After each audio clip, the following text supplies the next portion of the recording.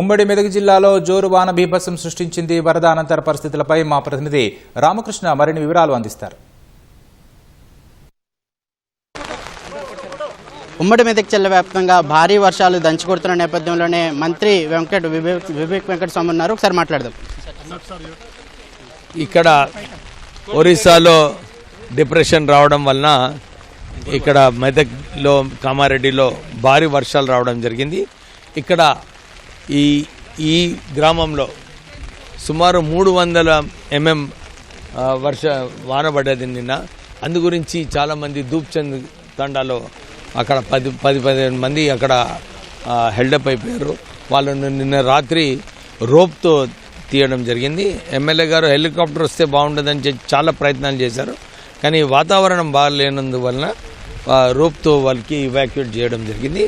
చాలా చోట్ల కూడా కలెక్టర్ గారు ఒక నిర్ణయం తీసుకున్నారు. ఎక్కడైతే లో లయింగ్ ఉందో ఇబ్బంది పడే అవకాశాలు ఉన్నాయో వాళ్ళందరినీ కూడా 3 రిలీఫ్ క్యాంప్స్ని షిఫ్ట్ చేసి వారికి సరైన మెడిసిన్స్, సరైన భోజనాలు అన్నీ కూడా అరేంజ్ చేయడం జరిగింది. డాక్టర్స్ ఉన్నారు. వీరికి ఇంకా నేను ప్రొద్దున్న ప్రెస్ కాన్ఫరెన్స్లో కూడా కొందరు ప్రెస్ వాళ్ళని కూడా కోరినాము. ఏమైనా సజెషన్స్ ఉంటే ఇవ్వండి. వారు కూడా కొన్ని సజెషన్స్ ఇచ్చారు.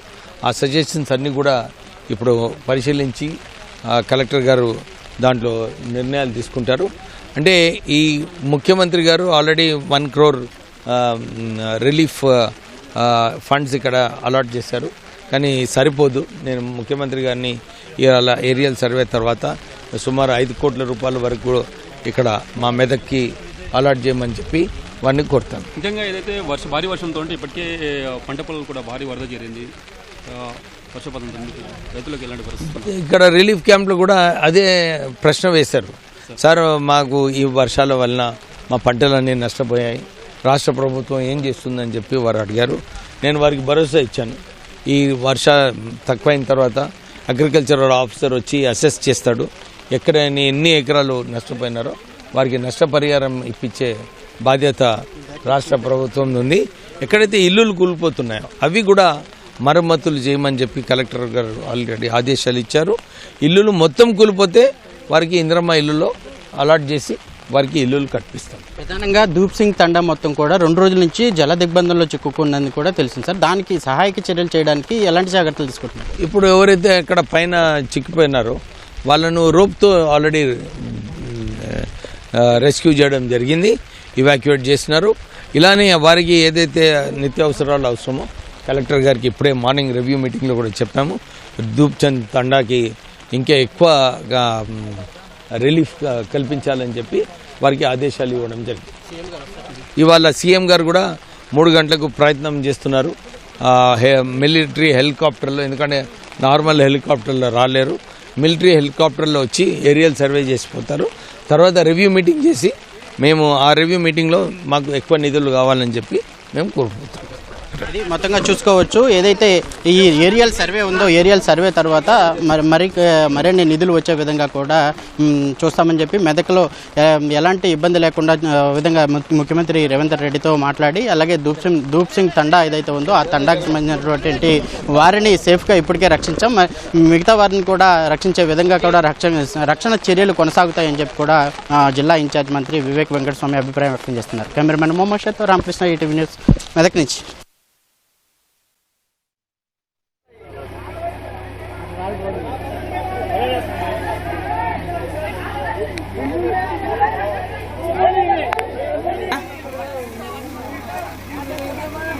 జూమ్ చేయరా?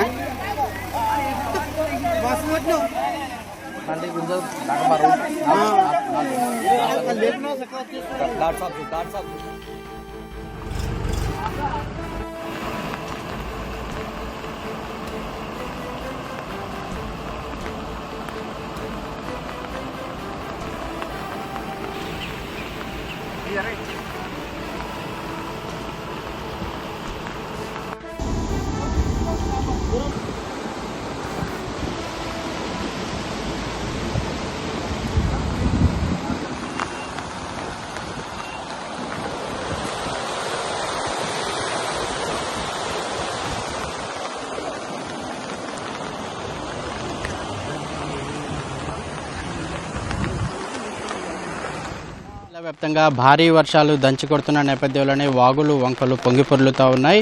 ప్రధానంగా రోడ్లన్నీ కూడా ప్రధాన రహదారులు కావచ్చు, అలాగే తండాలకు వెళ్లే రోడ్లన్నీ కూడా కొట్టుకుపోయిన పరిస్థితి అయితే ఉంది. దీంతో రాకపోకలన్నీ కూడా నిలిచిపోయిన పరిస్థితి.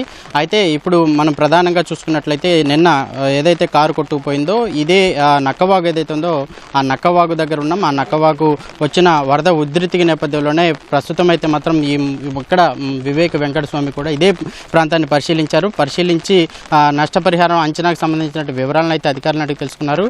మొత్తంగా ఈ పరిసర ప్రాంతంలో నష్టాన్ని గురించి మనకి ప్రాథమికంగా అంచనా వేసిన వివరాల ప్రకారం సుల్తాన్పూర్ పిఎస్కి సంబంధించినటువంటి నామ్యా నాయక్ ఉన్న పంచాయతీ కార్యదర్శి ఉన్నారు. ఒకసారి మాట్లాడదాం. మీ ప్రాంతంలో ఈ వర్ష ప్రభావంతో ఎంత నష్టం జరిగి ఉండొచ్చు, ఏమేమి నష్టం జరిగింది?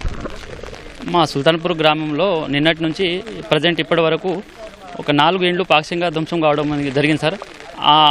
ఆ ఇండ్లలో ఉన్న ఒక ఫ్యామిలీస్ని మేము సేఫ్గా ఉన్న ఇండ్లలోకి తరలించడం జరిగింది సార్. ఈ సమాచారాన్ని మేము వెంటనే మా డిస్ట్రిక్ట్ ఆఫీసర్లకు అందించడం జరుగుతుంది. ప్రజెంట్ అయితే ఎలాంటి ఇబ్బంది లేకుండా సేఫ్గా విలేజ్ వాళ్ళు ఉన్నారు సార్. అంటే ఈ నక్కవాగులోనే అత్యధికంగా వర్షం రావడం, ఇక్కడ ఇది కొట్టుకుపోవడం జరిగింది. అయితే ఇక్కడ మంత్రి వివేక్ వెంకటస్వామి కూడా పరిశీలించారు. ఇక్కడ నిన్న సాయంత్రం ఒక కారు కూడా కొట్టుకుపోయిన పరిస్థితి. అలాగే మీ పరిధిలో ఈ తండాలు కావచ్చు, ఈ పరిసర ప్రాంతంలో ఎన్ని రోడ్లు కొట్టుకుపోయినాయి, ఎన్ని మార్గాలు రాకపోకలు నిలిపేశారు? మా విలేజ్లో వచ్చేసి బీటీ రోడ్లు పాక్షికంగా ధ్వంసం కావడం జరిగింది సార్. ఈ రిపోర్ట్ను కూడా మేము మా పై ఆఫీసర్లకు అందించడం జరిగింది సార్. అలాగే అక్కడ మేము ఎలాంటి ప్రాబ్లం రాకుండా జనాలకు మేము అలర్ట్ చేయడం జరుగుతుంది సార్ వెంటనే. అంటే పంచాయతీ కార్యదర్శి కాబట్టి పంచాయతీలో ఉన్నటువంటి ఇబ్బందుల గురించి మీకు ప్రధానంగా తెలుస్తూ ఉండిద్ది. కొంత నీళ్లు కూడా ఇళ్లలో చేరిన పరిస్థితి అయితే ఉంది. పునరావాస కేంద్రాలు ఏర్పాటు చేశారా? వారికి ఏమైనా ఆహార ఏర్పాట్లు ఏమైనా చేశారా? మేము అంటే డ్యామేజ్ ఉన్న ఇళ్లలో నుంచి మనుషులను తరలించి పక్కనున్న ఇళ్లలోకి మేము సేఫ్గా ఉన్న ఇళ్లలోకి తరలించడం జరిగింది సార్. అక్కడనే ఒక 4 ఇండ్ల నుంచి వెళ్ళంటే అక్కడ సేఫ్గా ఉన్న ఇళ్లలో తరలించి వాళ్ళకు ఆహారాన్ని కూడా వాళ్ళకు సేఫ్గా ఉన్న ఇళ్ల నుంచి మాట్లాడడం జరిగింది సార్, అందించడానికి. మొత్తంగా చూసుకోవచ్చు ఉమ్మడి మెదక్ జిల్లా వ్యాప్తంగా ఈరోజు కూడా భారీ వర్షాలు అయితే దంచుకొడుతున్నాయని చెప్పుకోవచ్చు. ఈ క్రమంలోనే ముఖ్యమంత్రి రేవంత్ రెడ్డి వాతావరణ అనుకూలతను బట్టి 3 గంటల సమయంలో ఏరియల్ సర్వే నిర్వహించే అవకాశం ఉందని చెప్పి కూడా మంత్రి వివేక్ చెప్తా ఉన్నారు. ఇక్కడ ఇదే ప్రాంతంలో అయితే మాత్రం నిన్న కారు కొట్టుకుపోయిన పరిస్థితి అయితే ఉంది.